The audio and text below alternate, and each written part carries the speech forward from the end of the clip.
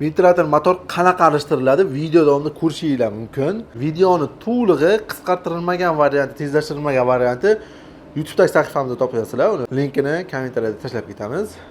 Qopqog'ini yechib olasizlar. Motor tegi 4 ta bo'ladi. Buni yechib olasizlar. Ventilyator motori yechildi. Olamiz buni. Mana oq plasmasdan yechib olamiz.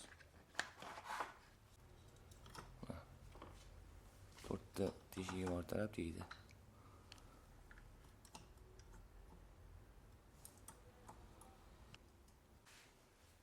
Ko'rishning mumkin qadrlanmasi.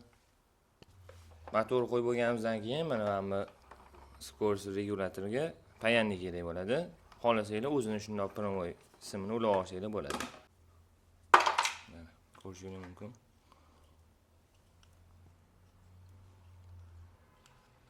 Agar payanlik qilaman desanglar, sim rangiga qarab bitta-bitta uzib payat qilsanglar bo'ladi. Mana motordan ishlash.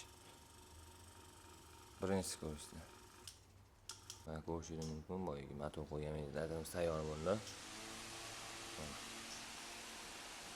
Ishlashlarini o'zingiz bitta baho berasizlar. Kimga shunaqa xizmatlar kerak bo'lsa, haqqa murojaat qilishni bilasizlar.